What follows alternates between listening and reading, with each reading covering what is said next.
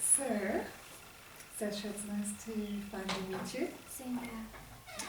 We spoke over the phone briefly. Yeah. So, why don't you tell me a bit about yourself and why you've come to see me? Oh, there's a number of things about myself. I may have to write a book one day. I come from a family background of, I was only child, but I do have a half brother, and the relationship with him is not as best as I would like it to be. Okay. And I have a mum, and my parents are divorced. I have not seen my dad in about 5 years, and that's one of the issues that may be affecting my current relationship that I have with my boyfriend of 4 years. I love my mum to bits, and there are certain things about her that sort of that contribute to daily issues that I seem to be having. Yeah. Okay.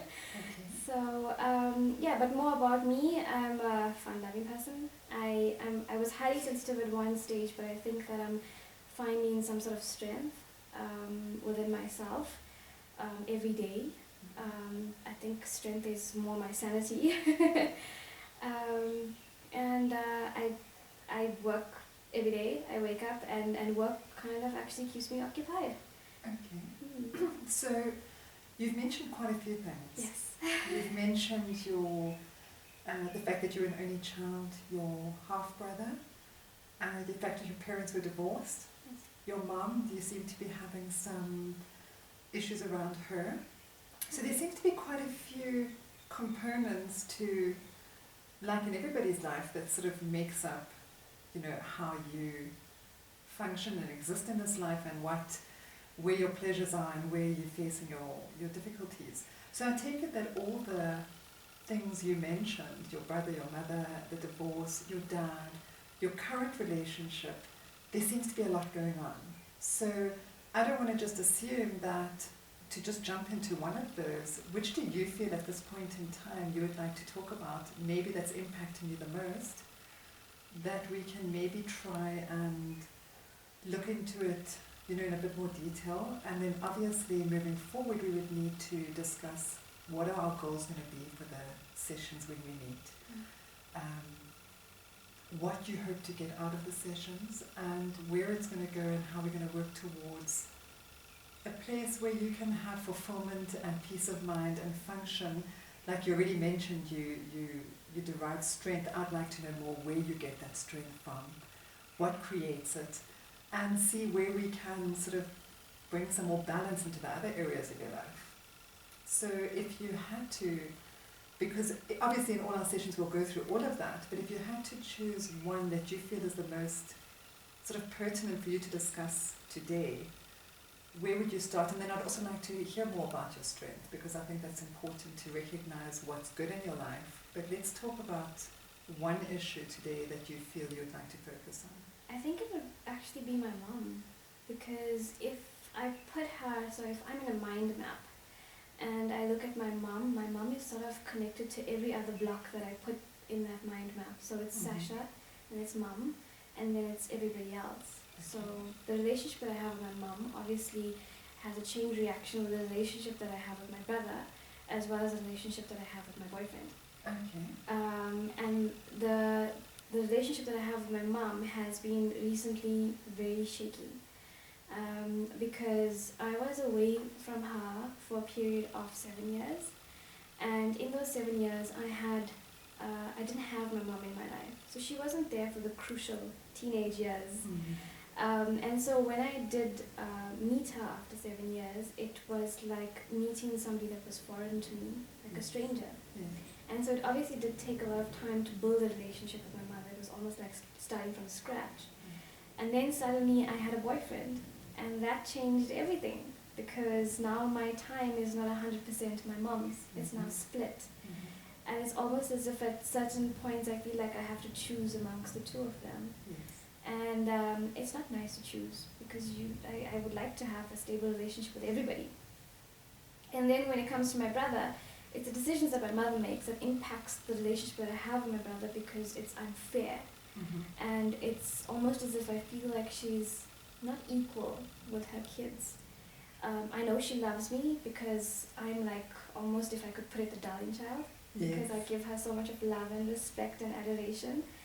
And my brother is like the black sheep of our little family, and he will do everything other than what she says needs to be done. And yet it's almost as if he gets rewarded for it, because she will still provide for him, and she will still make sure that he doesn't learn from his mistakes. And yet I am the one who has to learn from the mistakes that he has made and do it all on my own. And yeah, so those are the issues around my mom. That's sort of in my mind map and is affecting everything. So it sounds to me like there seems to be some, in my understanding from what I'm hearing, and please correct me if I'm wrong, but it seems like there's some frustration. There is.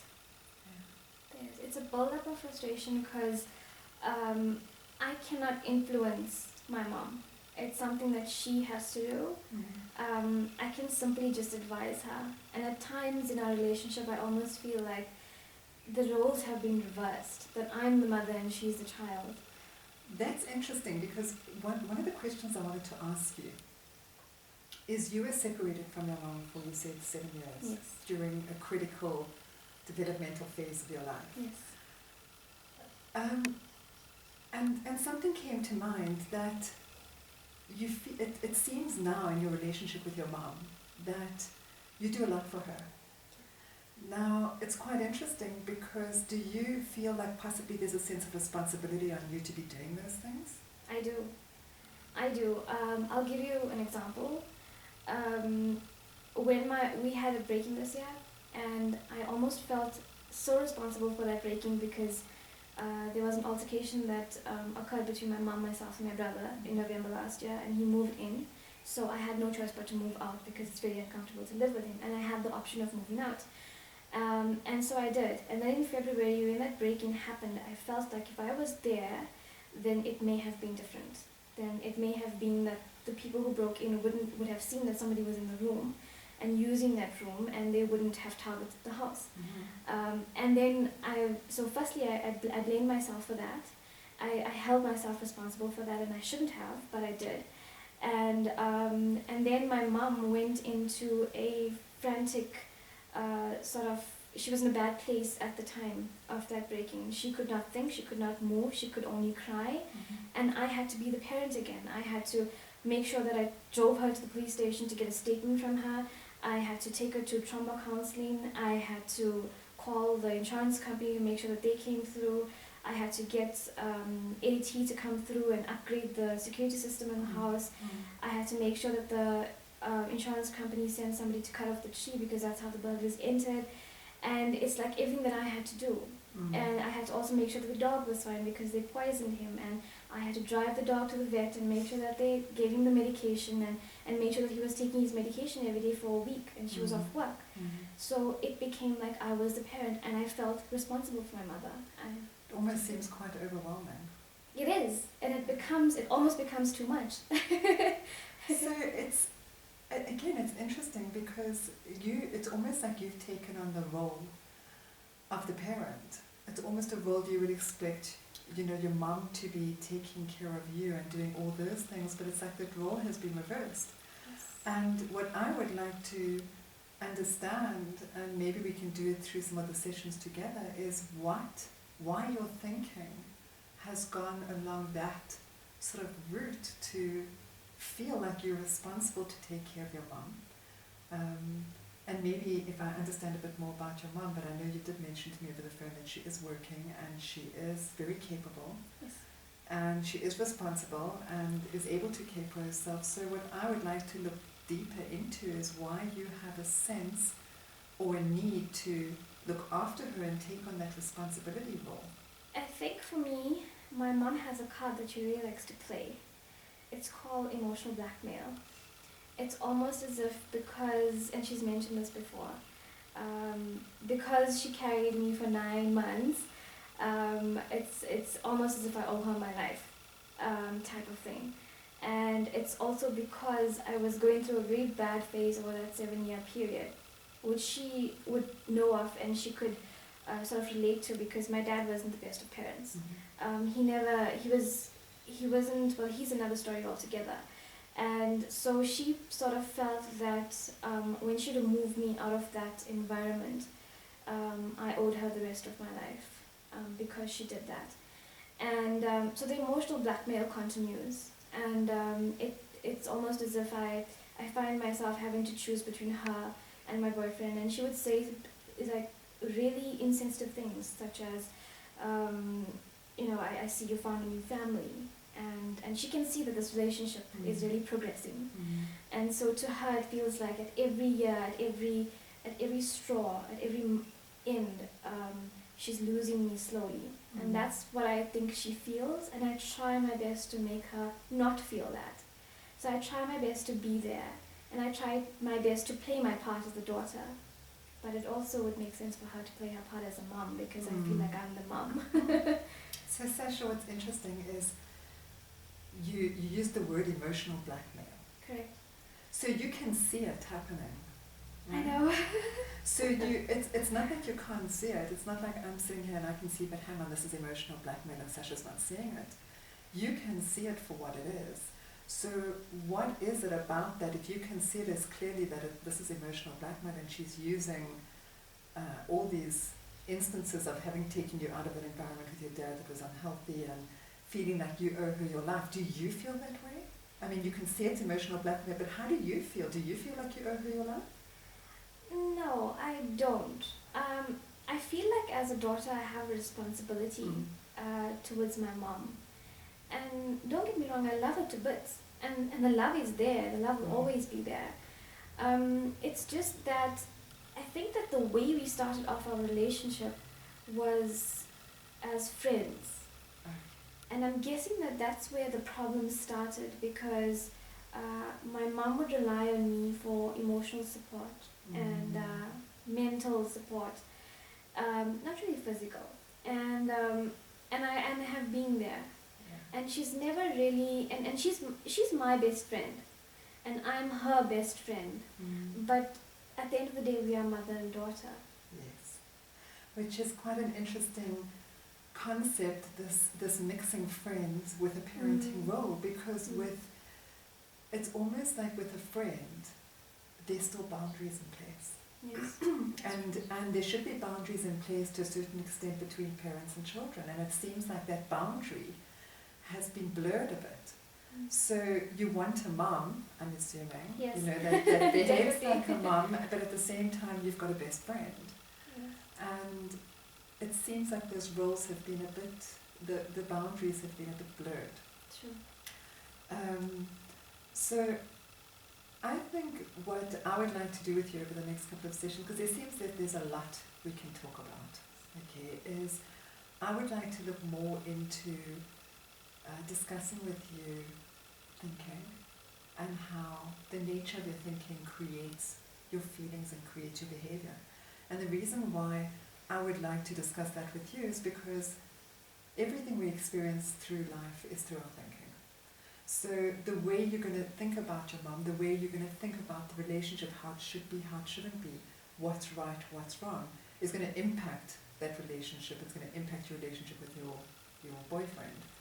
I'd also like to go more into that, because I think if you understand maybe the way your mom thinks, you don't need to be feeding into everything she says or taking everything she says personally or seriously. You can be able to decide for yourself, okay, what sort of thinking is she in and what is that creating for her? Do I need to take it seriously? Do I need to feed into it? Or can I just let it go and decide what is going to impact me and what isn't?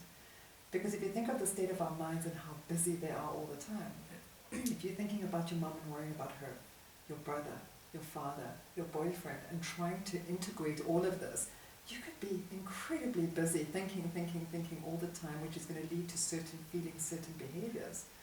So I think when we try and get an understanding of, first of all, your years apart from her, then when you came back together with her, how that relationship was rebuilt, what implications it had.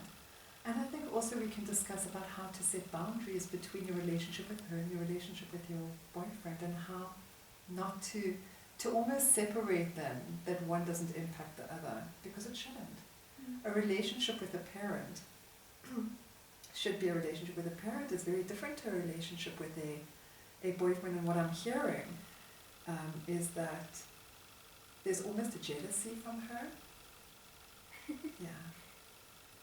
So if you were to feed into that, it could create a lot of distress for you. And you would be trying to make her feel better when sometimes it's not really necessary. So, so I think maybe what we should do is we'll discuss a bit further today. We'll go into a bit more detail. We can look at that relationship, what your years were apart from her like, and that reintegration of this relationship. And then moving forward, we can set some goals, go through, you know, the various relationships you have with the key people in your life. And I think we can work through it, but it's going to take probably quite a few sessions. And are you okay with that? I'm fine, as long as I can get the help I need. And I think you will. I think you will. I think it's all just almost unpacking it, and we'll analyze each section and look at it and break it down and get some understanding from it, so it'll help you to live your life more with more understanding and more fulfillment, you know, personal fulfillment, and better relationships with each of those people in your life. Does that sound good to you? Sounds excellent. Okay, thanks. Thank you. Thank you so much. You're welcome.